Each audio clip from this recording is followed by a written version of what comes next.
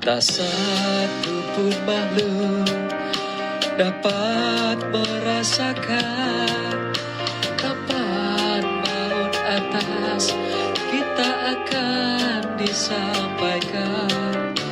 Yang penting imanmu wajib terus dimantapkan. Kuatkan ibadah dalam kehidupan.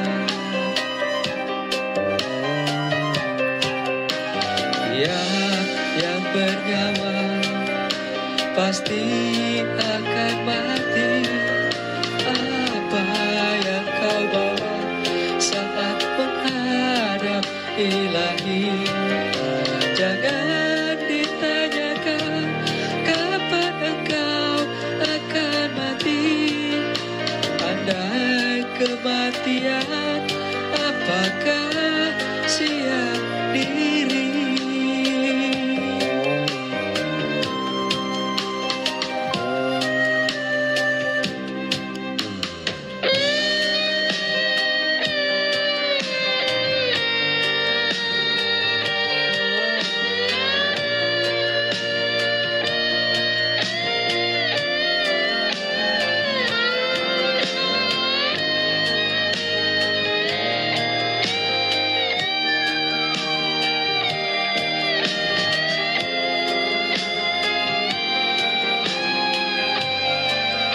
Selamat siang semuanya, saudaraku yang sudah bergabung pada siang hari ini.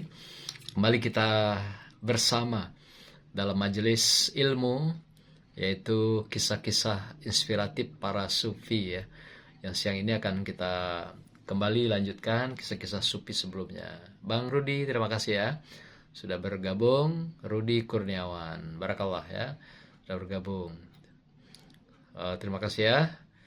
Selamat menanti hari-hari akhir puasa kita ya, Pak Rudi. Terima kasih.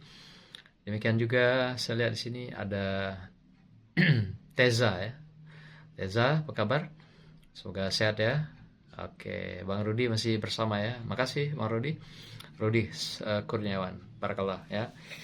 Hari ini kita akan berkisah tentang seorang sufi yang sangat inspiratif. Seorang wanita, perempuan yang sangat terkenal. Beliau dikenal dengan magnet dari timur dan barat. Nah ini ya, digelari beliau ini seorang wanita sufi sebagai magnet. Kalau magnet tentu ada daya tarik ya, pemikat ya. Ada yang nempel gitu ya, sebagai satu kekuatan yang memang menjadi pesona dari seorang wanita yang bernama Fatimah Al-Naisaburiyah. Fatimah Al-Naisaburiyah ini bukan wanita biasa. Tentu seorang yang sangat terkenal karena kesupiannya, dan juga lebih terkenal lagi karena kecantikan fisik dan juga rohaninya, sehingga menjadi buah bibir pada masanya, mulai dari Khorasan sampai pusat-pusat peradaban barat. Orang barat pun mengenalnya pada saat itu. Ya luar biasa ya, terkenalnya seorang Fatimah ini ya. Jadi beliau dari Naisaburiyah sesuai dengan namanya gitu ya. Tapi dari desa awalnya adalah di Khorasan ya, Khorasan.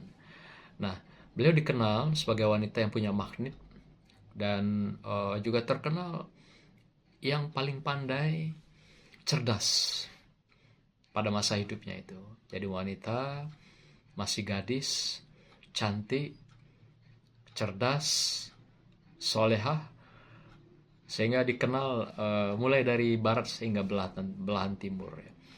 Nah, hal-hal yang juga membuat para kaum pria penasaran dengan seorang Fatimah ini adalah dia berani menolak kemegahan, keindahan dunia. Apa penolakan yang dilakukan itu adalah ribuan pria yang datang melamar dia dari barat dan timur, tapi lamaran itu semua ditolak. Mulai dari pangeran yang datang, ada juga raja yang mendaftarkan diri, ada saudagar, kapilah-kapilah yang membawa emas, demikian juga saudagar-saudagar yang kaya, hingga para ulama ternama. Dia tolak secara halus. Bayangkan hebatnya Umi Fatimah ini ya, Fatimah yang memang terkenal dari timur ini ya. Lalu apalagi yang lain membuat dia sangat-sangat dikenal oleh masyarakat pada saat itu di belahan barat dan timur, dengan kelembutannya, tutur katanya, sehingga ketika orang berada di sisinya, berbicara dengannya, itu tidak ada yang terpesona, tidak ada yang tidak terpesona, tidak ada yang tidak kagum. Sehingga kekaguman itu memang bukan hanya kekaguman biasa, tapi memang ada pancaran-pancaran yang luar biasa seperti magnet yang keluar dari dirinya. Kalau dia bicara itu betul-betul menunjukkan kecerdasannya, kewibawaannya, sehingga orang sangat yakin, malah ingin lebih dekat dengan dia. Maka siapa yang sudah mendengarkan lisan dia, ucapan dia, kecerdasan dia, orang terpesona. Tidak sedikit yang langsung ingin melamarnya gitu, sampai ribuan orang. Luar biasa ya. Inilah seorang Fatimah. Nah, tetapi dia dengan cintanya dengan Allah, ternyata ini yang membuat dia berani menolak siapapun yang datang, yang masuk ke dalam dirinya, dan tidak mampu menembus benteng-benteng cintanya itu pada Allah. Jadi luar biasa, tidak ada manusia yang mampu menembus benteng cinta dia dengan Allah itu. Jadi berapa banyak yang datang, sampai ribuan orang, tapi dia mampu menolak dengan halus dan tidak membuat orang kecewa. Ini luar biasa, sosok seorang Fatimah ya di sini ya, luar biasa. Nah, satu ketika pada usianya juga sudah sampai pada usia pernikahan, dia juga takluk ya, sang Zahidah ini takluk juga, seorang sufi dan zuhud ini, dengan seorang laki-laki. Dia luluh di seorang sufi besar yang bernama Ahmad Khodruriyah. Ahmad Khodruriyah adalah seorang sufi yang juga luar biasa kezuhutannya. Justru di sini bukan si pria ini, Ahmad ini, yang melamar dia, tapi dengan nama besarnya Ahmad Khodruriyah ini justru membuat Umi Fatimah ini justru takluk dan juga membuat dia terpesona dengan seorang Ahmad. Ini yang membuat dia juga luluh hatinya. Padahal tadi sudah seribuan orang yang datang. Ada pangeran, ada raja. Nah, tapi semua tidak mampu menggoyahkan pendirian daripada seorang Fatimah Naisaburiyah ini. Tapi seorang Ahmad Khodriyah yang seorang sufi, malah yang terpesona itu adalah Umi Fatimah ini. Jadi terbalik, bukan si pria ini yang menaklukkan dia, tapi Umi ini yang menyatakan diri, aku mau kalau dilamar oleh seorang Ahmad Khodriyah, seorang sufi besar saat itu, yang merupakan seorang yang bisa menaklukkan hati ya, pikiran, dan juga sebuah ketertarikan daripada Umi Fatimah Naisaburiyah ini. Inilah luar biasanya seorang Fatimah. Padahal yang datang tadi sudah macam-macam, dengan emas perak, dengan jabatan, dengan materi, tapi semua mampu ditolak. Tapi dengan seorang sufi yang alim, yang soleh, Ahmad Khodriyah ini, dia takluk. Ternyata tidak semua wanita bisa ditaklukkan dengan materi, dengan jabatan, dengan kekuasaan, dengan emas dan sebagainya. Ada di antara wanita yang tidak bisa ditaklukkan dengan cara demikian. Karena persoalan hati yang mau bolak-balikkan adalah Allah. Jadi siapapun kita tidak bisa berencana bagaimana menetapkan keinginan sebuah hati, atau bagaimana kedudukan mahkota sebuah hati. Tidak bisa. Ternyata yang bolak-balikkan itu benar adalah Allah. Ternyata tadi dari Umi Fatimah Naisaburiyah ini, betapa banyak yang datang melamar dia dengan segala cara, satu pun tidak diterima. Tapi dengan seorang yang soleh, yaitu seorang sufi bernama Ahmad Khodriyah, dia bisa takluk. Ya, luar biasa. Inilah Umi Fatimah Naisaburiah ya. Beliau adalah seorang wanita yang lahir di satu tempat ya, di mana lahir itu di pusat intelektual. Dia lahir di Naisabur, maka namanya diistilahkan dengan Naisaburiah. Wanita-wanita di sana biasanya Timur Tengah seperti Persia itu acap kali membuat nama daerah itu menjadi nama dia gitu. Sama juga dengan Jambi ya. Itu kalau ulama-ulama besar itu kan dia bikin namanya begitu. Al-Jambi misalnya. Kalau yang dari Minang bagaimana? Al-Minangkabawi. Gitu kan? Kalau yang di Palembang gimana? Al-Palimbani. Dari Kalimantan gimana? Al-Banjari. Dari Banten Al-Bantani. Itu ulama-ulama besar sebenarnya. Jadi ketika mereka merantau ke Mekah, kemudian mereka membuat supaya nama beliau itu diabadikan dalam sejarah, maka dimunculkan nama kotanya itu. Jadi cukup banyak ulama-ulama Nusantara yang belajar ke Tanah Suci Mekah, dan kembali namanya itu bertambah di belakangnya gitu. Malah yang populer itu nama belakangnya itu.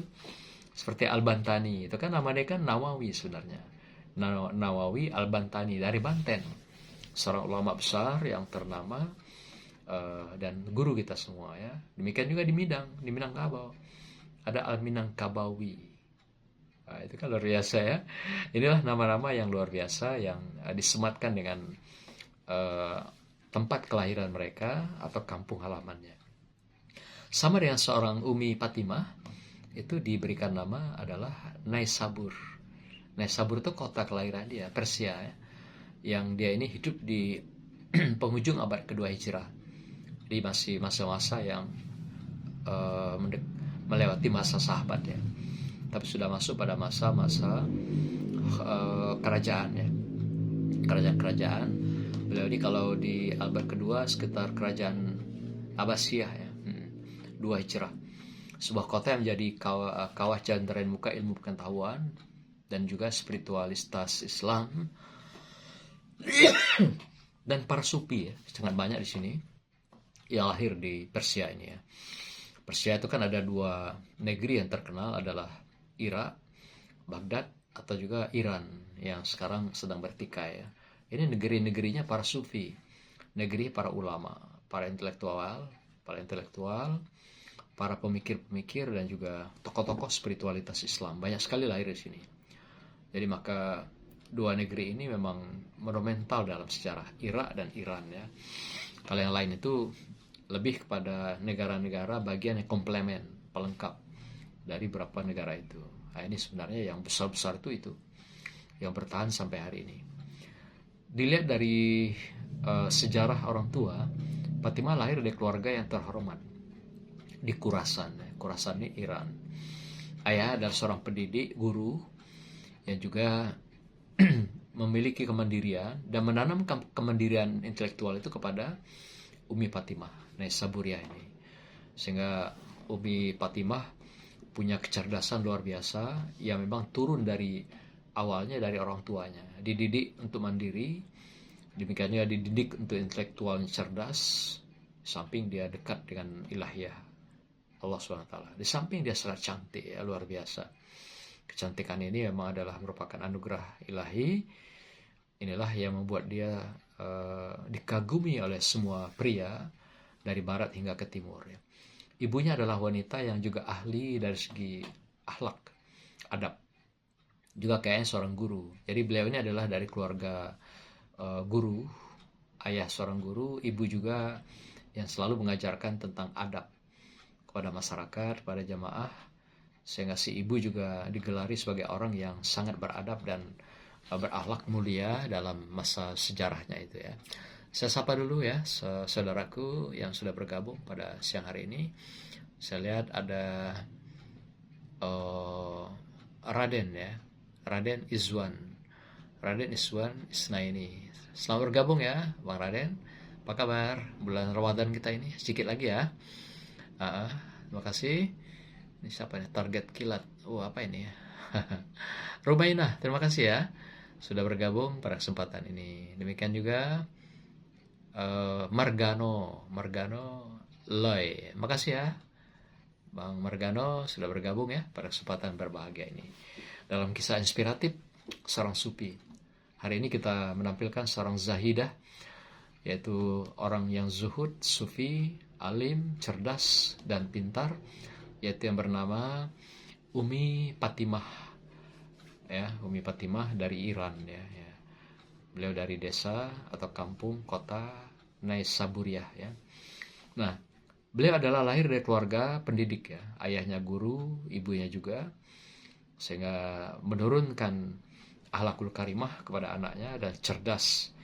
Umi ini juga menjadi wanita yang luar biasa, hafalannya juga tinggi, yaitu tentu juga hafiz Quran ya, hafizah ya. Kemudian hampir semua kehidupannya bersama suaminya itu diwakafkan untuk mengajar. Jadi pengabdian dilakukan oleh Umi Fatimah ini. Jadi walaupun dia sudah menikah dengan seorang yang bernama Ahmad, nah, kemudian dia tetap sebagai pengabdi. Malah dia berlomba dengan suaminya dalam bentuk pastabikul khairat, yaitu berjuang bersama-sama mengabdi untuk masyarakat. Nah, inilah luar biasanya. Karena mereka masing-masing guru juga, mengajar kepada jemaahnya dan pada murid-muridnya. Hampir semua usianya itu diwakafkan untuk mengajar dan melayani kaum fakir miskin di Naisabur. Jadi yang miskin, fakir, duafa, yatim, dia pelihara malah. Sehingga rumahnya itu sebagai mata air bagi para pencari Tuhan. Nah, jadi syaratnya itu, mereka yang miskin, papa, duafa, yatim, siapapun, termasuk yang miskin pengetahuan, dia tampung di rumahnya untuk belajar, mengaji, dan mendalami Al-Quran serta ilmu-ilmu keislaman, sampailah mereka menjadi orang-orang besar juga yang dibina, yang dididik oleh seorang Umi Naisaburiah ini ya. Di luar biasa beliau menampung. Dan hebatnya Umi Fatimah mengajar, justru dia membiayai gitu. Kebanyakan kita kan mengajar pasti adalah usaha kita itu dari sana gitu. Tapi dia mewakafkan waktu sepenuhnya mengajar, tapi dia tidak dibayar. Dia ada usaha sendiri. Dia ada juga pengembangan berbagai perdagangan, bisnis, termasuk juga perkebunan. Jadi beliau juga orang yang sangat menghargai pekerjaan. Jadi beliau memilih sebuah aliran sufi, sufi produktif ya, sufi aktif. Jadi tidak seperti sufi zuhud yang meninggalkan dunia, kemegahan, materi dan sebagainya, jabatan. Tapi beliau adalah sufi yang ditekuni adalah sufi aktif, produktif. Di dalam dia melaksanakan, mewakafkan hidupnya itu dalam kemasyarakatan.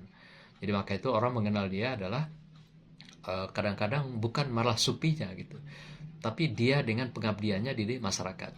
Ini yang dilihat bagaimana dia dengan keberadaannya. Nah, kemudian barulah dia dikenal setelah berapa tahun dia membuka pengajian, pendidikan di rumahnya itu. Orang berboyong-doyong, berbondong-bondong datang belajar untuk mendalami keilmuan di Naisabur ini ya. Jadi dia dengan suami kompak.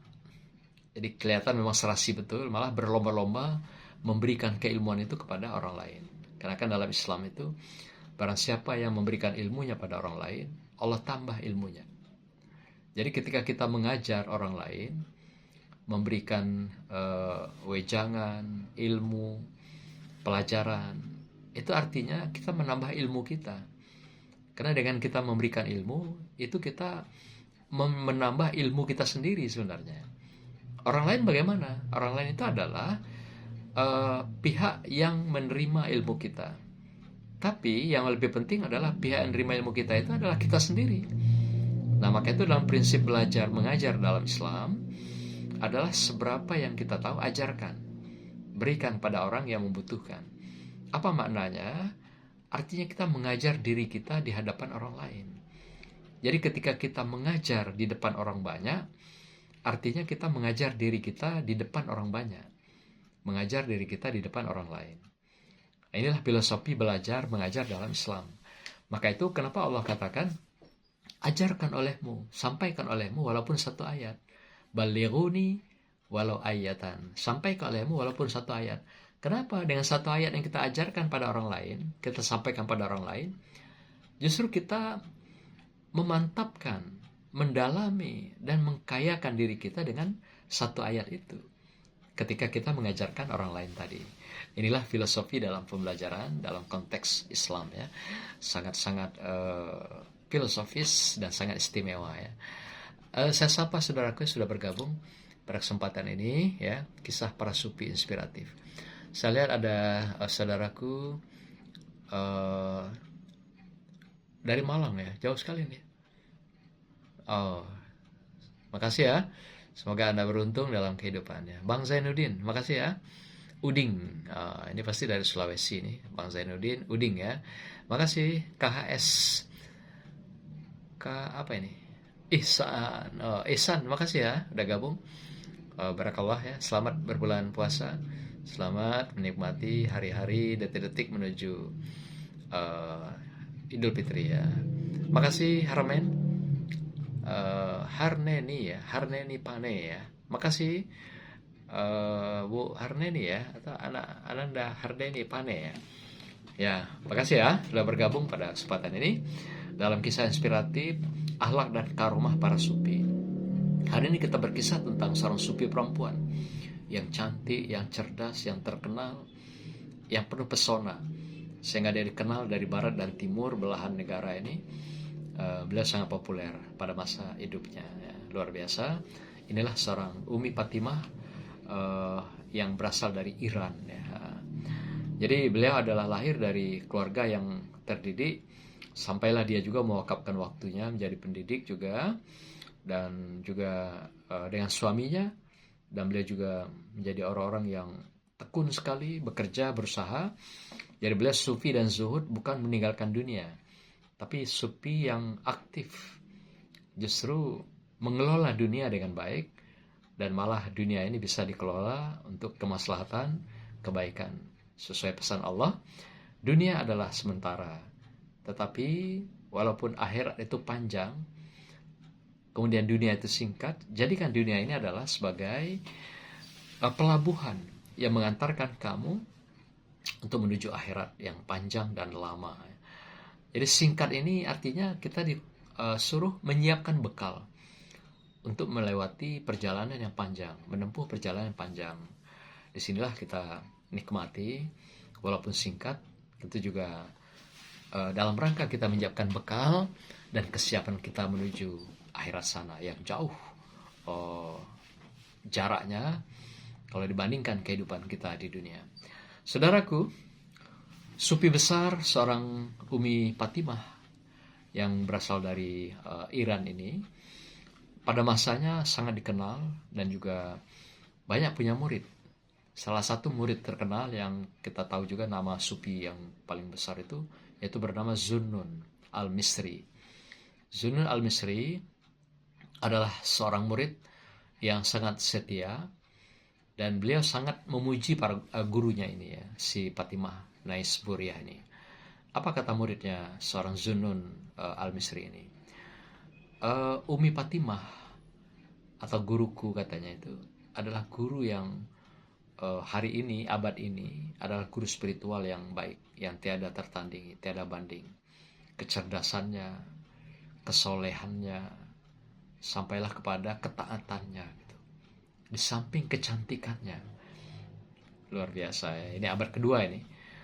Jadi setelah meninggalnya para sahabat malah ya. Nah inilah seorang Umi Fatimah Naisburiah ini ya. Baik saudaraku, kita dengar dulu musik berikut yang ingin lewat ya.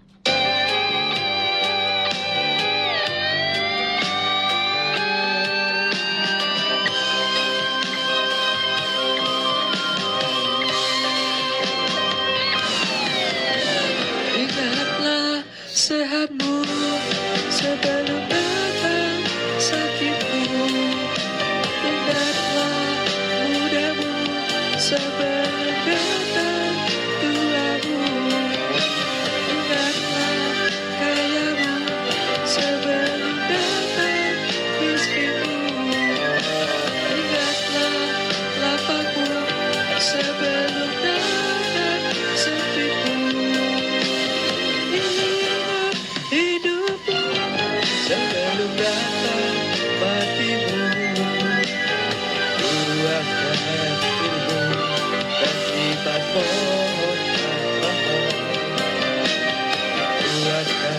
amalmu, agar mendapat berkah.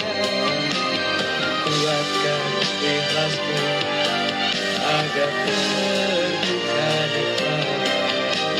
Kuatkan ikhlasmu, agar terbuka nikmat.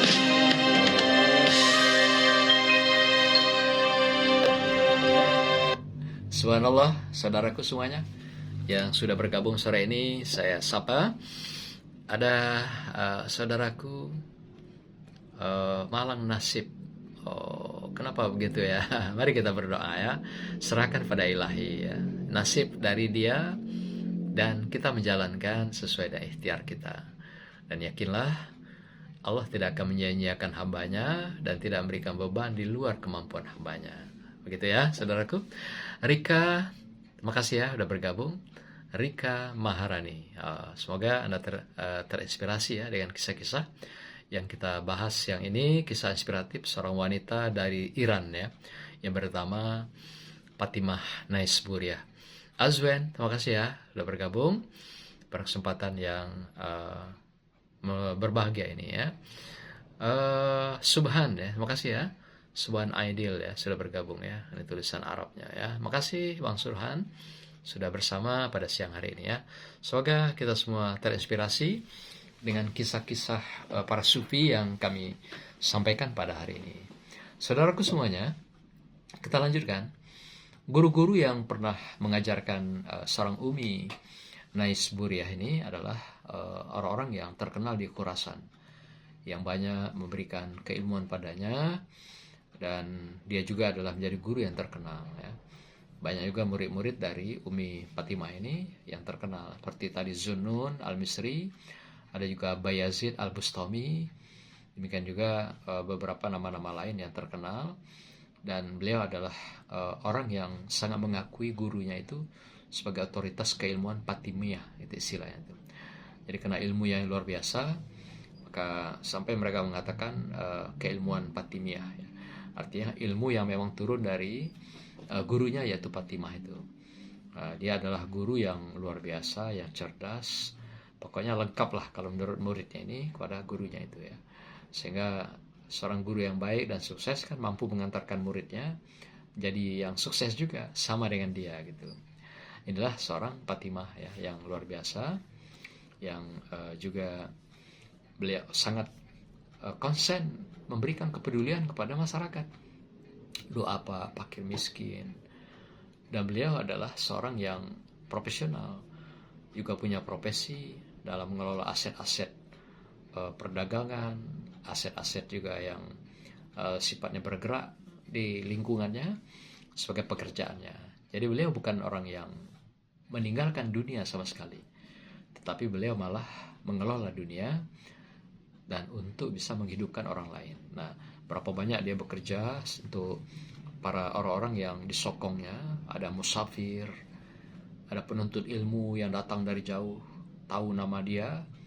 Nah, kemudian nginap di rumahnya, mampir rumahnya, dan belajar di rumahnya gitu. Jadi dia siapkan ada beberapa tempat di rumahnya itu, dan dia mengajar orang-orang yang musafir dari jauh ini, dan penuntut-penuntut ilmu ini tinggal di rumahnya, belajar di rumahnya. Jadi berkahnya luar biasa. Ilmunya dikasih, kemudian kebutuhan hidup, biaya hidup pun diberikan. Nah, inilah seorang guru ya, luar biasa. Sehingga berkah pun mengalir dari mana-mana. Dia tidak kekurangan rezeki dari usaha yang dia lakukan, dari pekerjaan dia lakukan. Samping dia bisa mengabdikan ilmunya untuk orang-orang yang membutuhkan keilmuan dia. Inilah luar biasanya sufi. Dan dia tidak mengajarkan meminta-minta kesana kemari, mengulurkan tangan, enggak. Dia betul-betul mandiri, suami istri dengan usahanya masing-masing, dan mereka sepakat membiayai para mufassirin dan orang-orang yang sedang belajar menuntut ilmu padanya, termasuk fakir miskin, yatim yang dibina, yang dibesarkan oleh Umi Fatimah ini. Jadi dia tidak mengenal istilah minta-minta, apalagi istilah sekarang pakai proposal.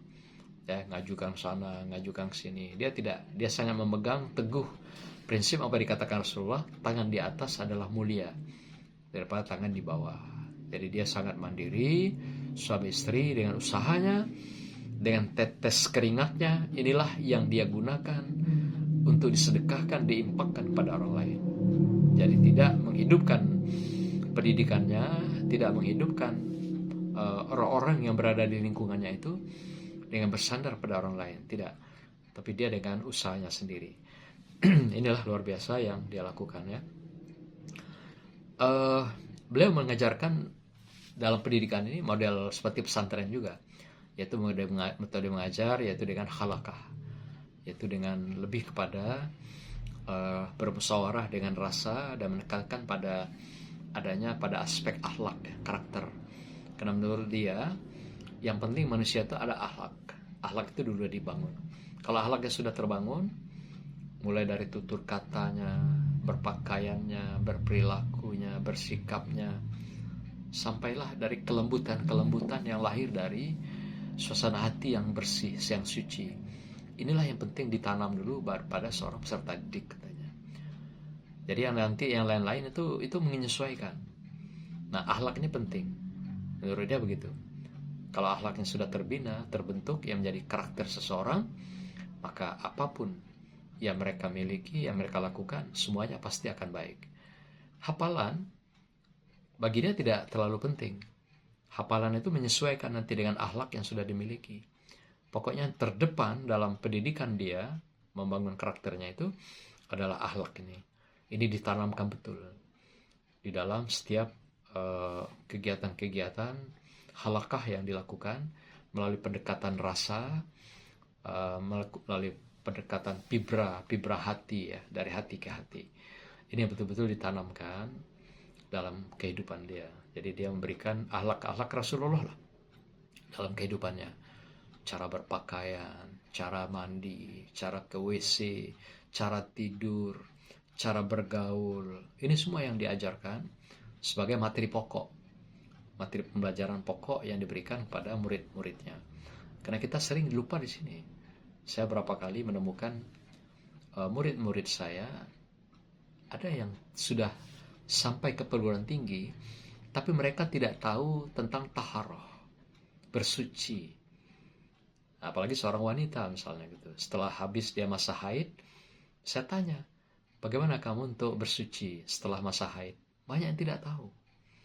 Nah, bayangkan mereka sudah dewasa, artinya dia tidak disentuh oleh hal-hal yang bersifat akhlak yang berkaitan langsung dengan kebutuhan ibadahnya, kebutuhan dirinya.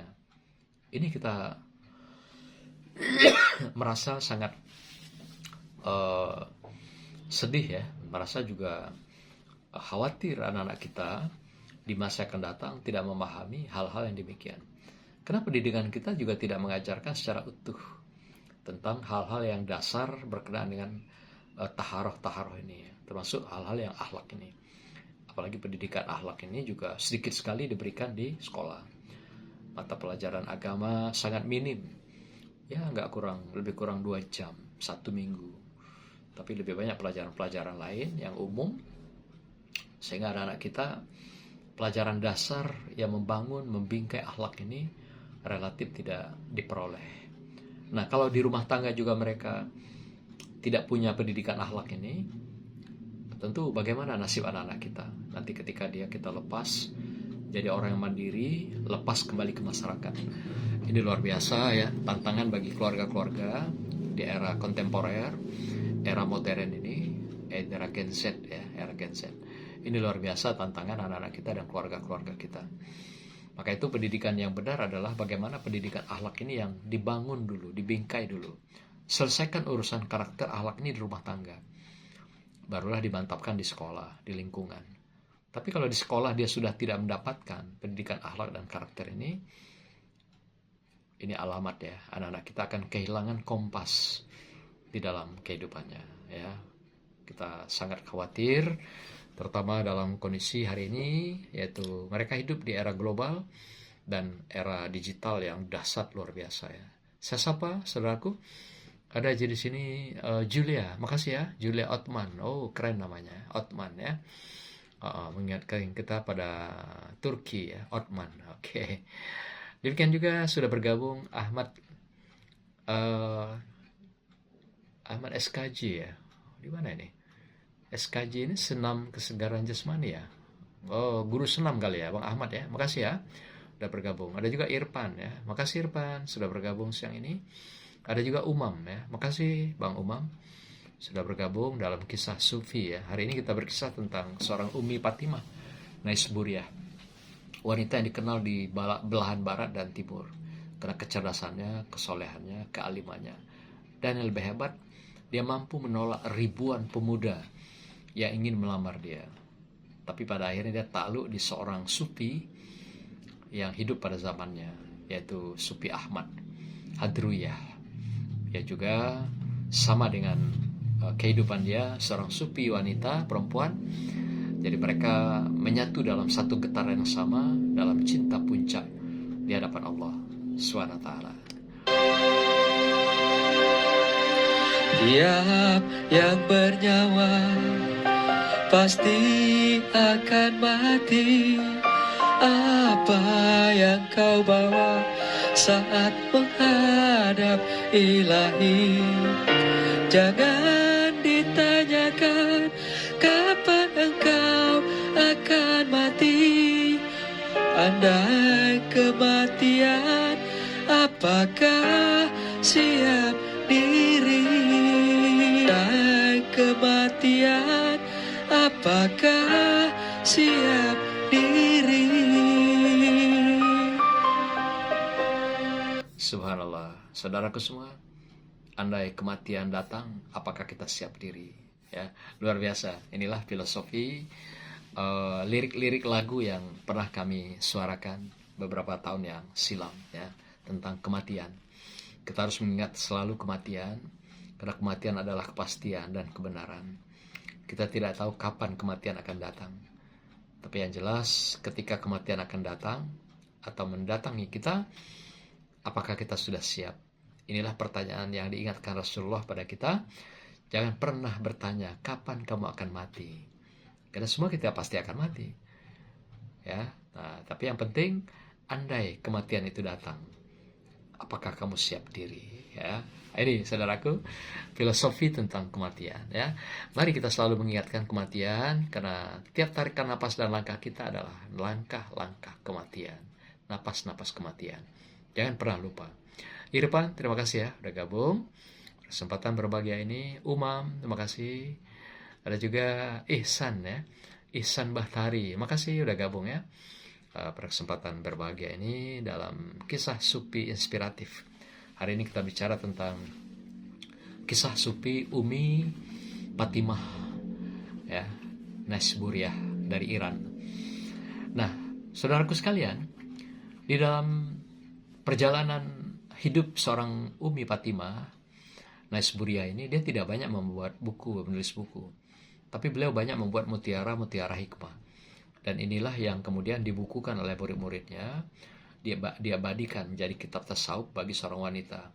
Jadi kalau yang wanita ingin belajar tasawuf, mendalami tasawuf, atau bergelimang dengan dunia tasawuf, sufi katakan begitu, yang produktif seperti Umi Fatimah ini, bisa mencari bukunya yang berjudul Tabaqat As-Sufiyah. Tabaqat As-Sufiyah ini adalah buku yang ditulis oleh Umi Fatimah Naisburiah. Buku ini memuat tentang pesan-pesan, kisah-kisah, demikian juga ilmu-ilmu yang berkenaan dengan bagaimana sikap dan akhlak seorang sufi perempuan laki-laki yang dalam hidupnya itu ya. Jadi Tabaqat As-Sufiyah, dan ini yang dipegang oleh wanita dunia sebagai landasan etika spiritual wanita, baik di belahan barat, timur. Buku beliau ini sangat terkenal ya. Jadi ini bukan buku sebenarnya, tapi kumpulan mutiara hikmah yang dia tulis. Ada juga yang ditulis oleh murid-muridnya, kemudian diterbitkan. Nah, silakan ya, para umi, para ibu-ibu, saudaraku yang perempuan atau bapak yang punya istri, kalau istrinya ingin mendalami bagaimana akhlak para sufi, pendidikan akhlak yang katakan terbaik dalam keagamaan, adalah dari buku ini, Tabaqat As-Sufiyah. Ini adalah standar yang bagus untuk mendalami tentang akhlak bagi para wanita atau anak-anak perempuan kita. Boleh dimiliki, dicari di pasar, nanti ada ya, yang terkenal buku ini ya, sangat-sangat banyak. Atau juga di googling ya, di PDF nanti bisa kita dapatkan, Tabaqat As-Sufiyah. Dan ini pun sudah diterjemahkan, diterbitkan ya.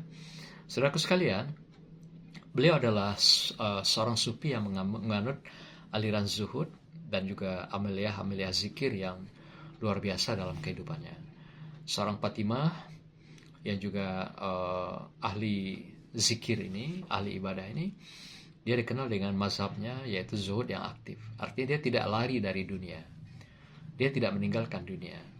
Tapi dia juga mengelola dunia. Tapi juga dia mengetuk pintu langit dengan ketaatan dan kecintaannya pada Allah. Jadi beliau berpikiran tidak minta tolong pada manusia. Minta tolonglah kepada Sang Pemberi. Pemberi rezeki, pemberi nikmat, pemberi anugerah, dan pemberi segalanya dalam kehidupan. Nah, kuncinya adalah kita ikhtiar. Kuncinya adalah kita berdoa. Dan kuncinya kita jangan pernah berhenti berusaha, berjuang, mengabdi dalam kehidupan. Nah, sebuah hasil tidak akan pernah lahir dari tidur yang panjang. Orang yang hari-harinya tidur, berhayal, tentu tidak akan pernah menghasilkan sesuatu yang maslahat bagi dirinya dan bagi orang lain. Maka dia akan menjadilah penghayal-penghayal dalam kehidupan. Penghayal-penghayal ya temannya setan, temannya iblis. Hari-hari bermimpi, ya kan? Mimpi tidur panjang. Nah, sampai matinya pun nanti dia tidak akan melahirkan suatu karya yang besar, sesuatu yang dapat dihasilkan untuk dirinya dan keluarganya atau masyarakatnya. Harus dengan usaha, harus dengan perjuangan, harus dengan doa, harus dengan ikhtiar dalam pengabdian. Nah, inilah Umi Fatimah.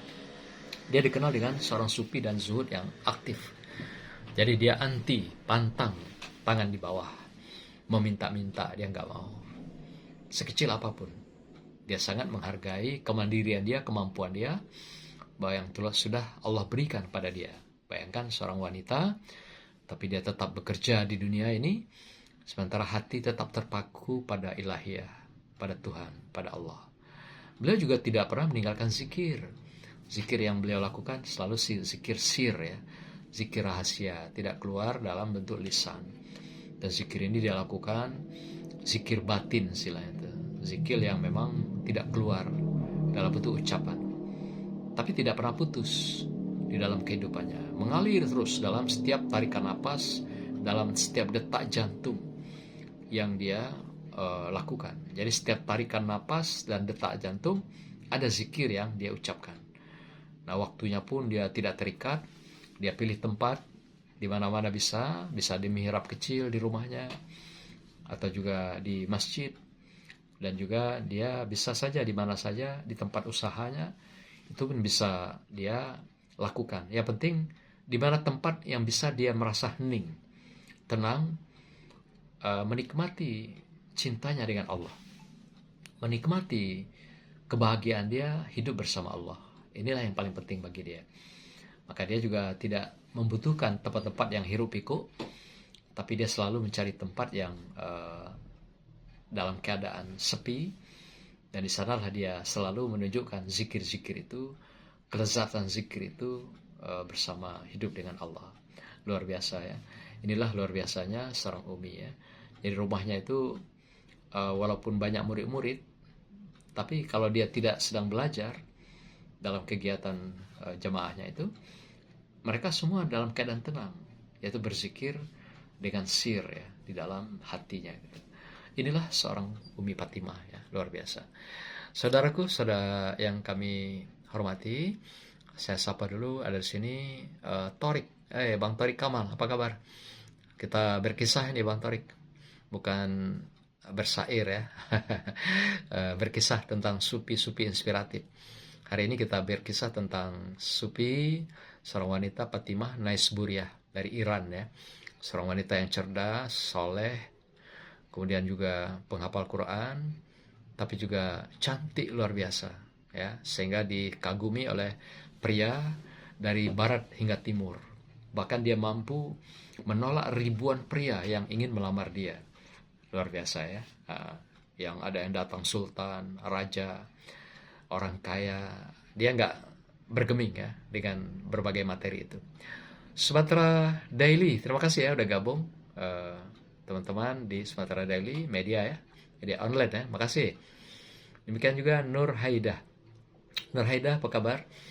Selamat ya berkegiatan Ramadan. Semoga Anda terinspirasi dengan kisah-kisah yang kami sampaikan pada kesempatan yang berbahagia ini. Hari ini kita berkisah tentang sufi ya, sufi-sufi yang sering kita angkat adalah sufi-sufi yang di Timur Tengah, di Eropa, bahkan juga nanti beberapa titik kita temukan sufi yang di negeri Cina ya, ada juga. Haprida, makasih udah bergabung pada kesempatan yang berbahagia ini. Surya Dinata, Surya Dinar, oh makasih ya Surya sudah bergabung dalam kisah inspiratif para sufi ya. Kita pelajari akhlaknya yang sangat layak menjadi tauladan. Saudaraku, seorang sufi Umi Naisburia ini ya, Umi Fatimah Naisburia ini, dia berzikir ya tidak terhitung jumlahnya. Minimal dia melazimkan istighfar itu ribuan kali, dan selawat juga sebagai pembuka hijab batinnya setiap harinya.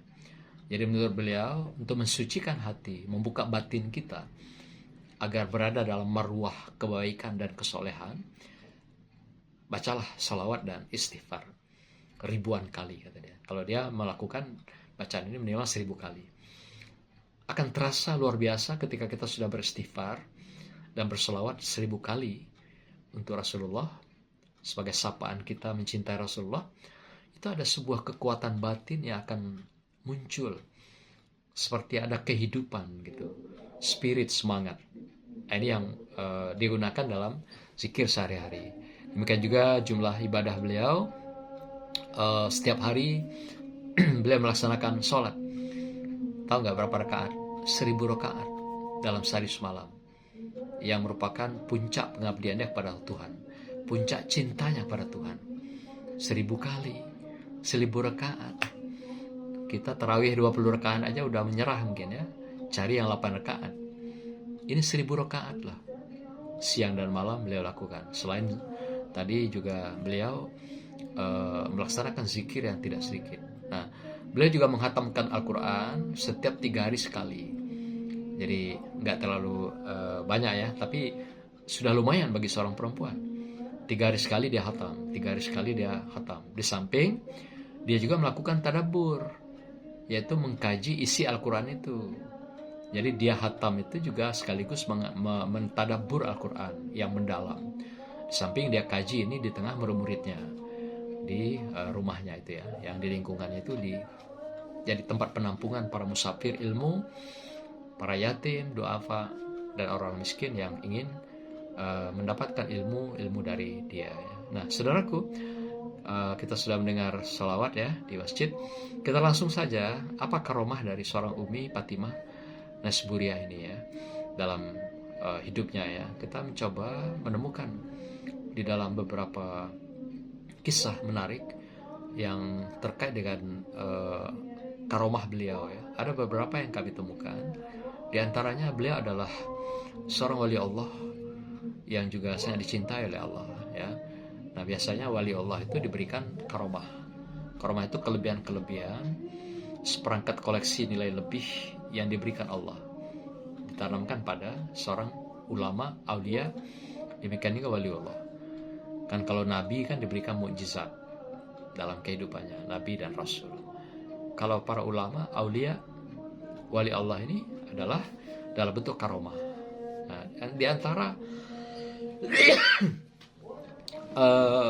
karomah yang pernah dia punya ya, ada seorang pemuda. Pemuda ini di usia belia, masih muda. Beliau juga seorang yang berilmu, datang kepada Umi Fatimah, lalu menyampaikan keinginan bertanya kepada Umi Fatimah. Banyaklah pertanyaan yang sifatnya itu memojokkan, menguji Umi Fatimah. Tapi dia baru mengucapkan salam masuk ke rumahnya Umi Fatimah, disuruh duduk, Umi Fatimah langsung tahu apa isi hati dari pemuda itu. Yang sombong, yang angkuh ini ingin menguji daripada Umi Fatimah. Lalu Umi Fatimah bertanya, sebelum pemuda itu bertanya, dia dulu bertanya, janganlah engkau bertanya, wahai pemuda, sementara kejujuran dan hatimu masih menyimpan debu-debu kemunafikan, kesombongan yang kau bawa di sepanjang hayat dan kehidupan. Subhanallah. Jadi dia udah tahu apa isi hati pemuda itu. Yang ingin menjatuhkan dia, ingin memojokkan dia, dia sudah langsung tebak. Wahai pemuda, janganlah engkau bertanya tentang kebenaran, tentang kebaikan, tentang Islam, sementara engkau masih membawa hatimu yang masih menyimpan debu-debu kemunafikan, kemaksiatan, kejahatan. Terima kasih ya mahkotanya. Nah, inilah dikatakan oleh Umi Fatimah, sehingga pemuda ini malu sekali. Dia tertunduk, istighfar, dan malah menjadi muridnya gitu ya. Terima kasih ya lencana yang diberikan. Nah, jadi tertunduk, dia malu karena ditebak oleh Umi Fatimah. Hatinya yang sombong, yang datang itu ingin menguji dia gitu. Inilah seorang Umi Fatimah luar biasa. Demikian juga ketika terjadi kerusuhan besar di wilayah Naisbur ya, perang saudara, datanglah seorang Umi Fatimah di tengah pertarungan itu. Apa yang terjadi? Ketika pertarungan yang begitu dahsyat besar, ketika Umi Fatimah datang dengan bermunajat di tengah peperangan itu yang luar biasa, kerusuhan luar biasa itu, tiba-tiba suasana jadi tenang, jadi hening, jadi damai, dan tidak terjadi lagi pertikaian. Dia bisa berdamai, saling mengikhlaskan bersaudara. Luar biasa. Ini luar biasanya seorang Umi Fatimah. Ada juga seorang yang ingin merampok, datang ke rumahnya. Pas waktu dia datang mau merampok ke rumah Umi Fatimah sedang berzikir, sedang khusyuk. Lalu ketika si pencuri ini masuk, dia melihat Umi Fatimah sedang duduk berzikir. Lalu dia menatap mata Umi Fatimah. Ketika dia menatap mata Umi Fatimah, pedangnya itu kaku di tangan itu gak bisa bergerak. Tegak di depan pintu, gak bisa bergerak sama sekali. Ketika dia menatap wajah Umi Fatimah, lalu lumpuh, tidak bisa apa-apain. Nah, sampailah pada pagi harinya, setelah Umi Fatimah selesai berzikir, berdoa, sholat, lalu didoakan, si pencuri ini dilepaslah dia, dan bertobatlah seorang pencuri ini di hadapannya. Yang pedangnya tadi dia masukkan, dibawa kembali, diserahkan pada Umi Fatimah. Umi, aku menyesal telah melakukan kejahatan-kejahatan dalam kehidupanku. Aku serahkan pedang ini yang biasanya aku gunakan untuk merampok, mencuri. Bahkan orang yang aku rampok, aku curi itu aku bunuh. Tidak ada kasihan di dalam hatiku, katanya. Tapi ketika aku berjumpa dengan Umi, hatiku luluh. Hatiku tak bergeming. Hatiku tak kuasa melangkah, katanya. Aku terpaku. Itu yang dialami oleh perampok itu. Masuk depan pintu, menjadi kaku gitu, gak bisa bergerak. Padahal hanya dilihat oleh Umi Fatimah dengan niat yang jahat tadi gitu.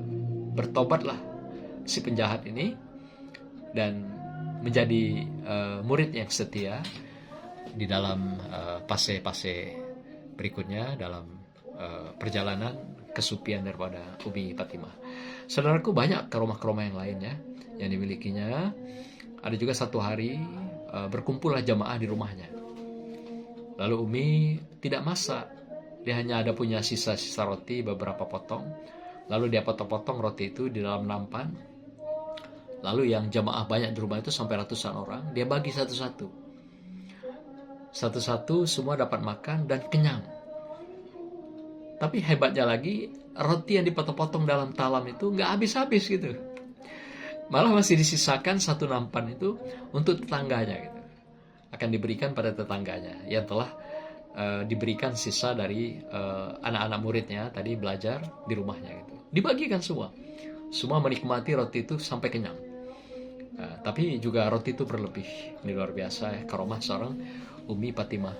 Ini juga karomah yang luar biasa yang dimiliki oleh seorang wanita sufi Jadi kalaulah memang seorang sudah menjadi cinta Allah, Allah cinta dia, apapun yang mereka rasakan, mereka butuhkan, Allah penuhi semua kebutuhan dia.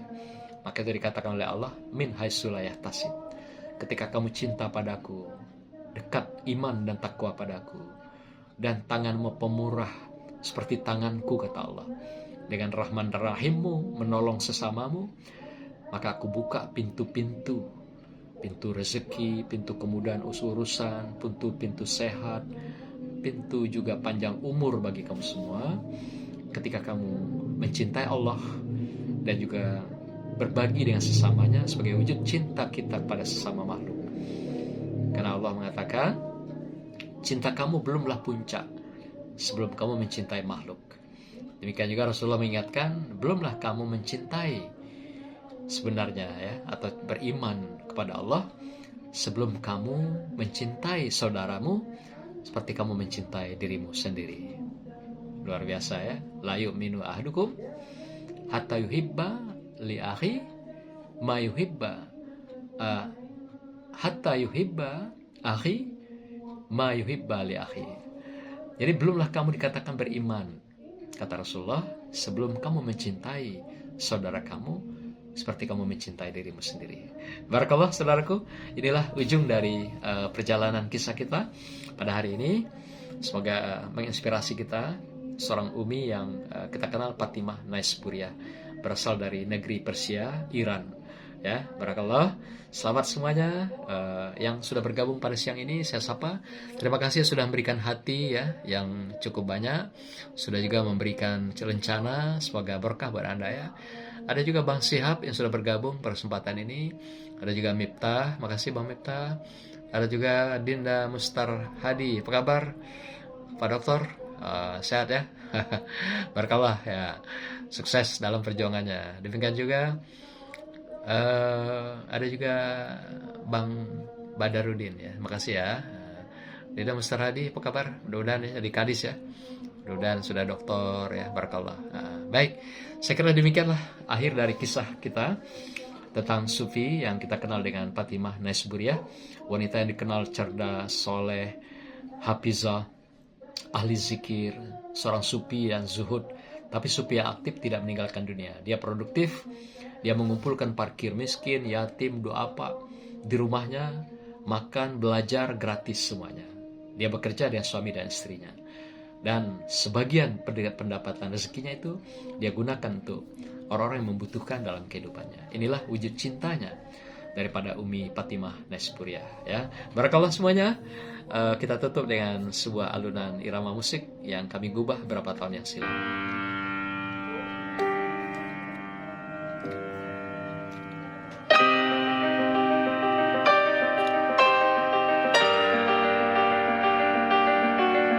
Terima kasih Bang Siap masih bergabung ya. Semoga berkah ya. Dinda Mustar Hadi ya, berkah. Miftah juga, barakallah.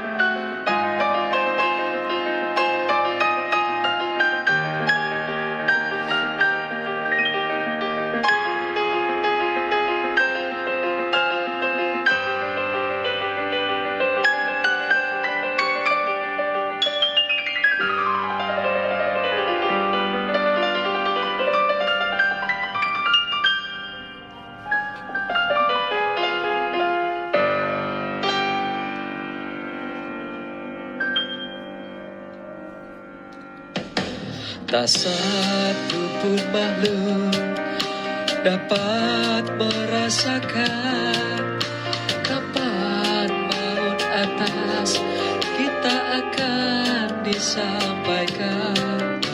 Yang penting imanmu wajib terus dimantapkan. Kuatkan ibadah dalam kehidupan.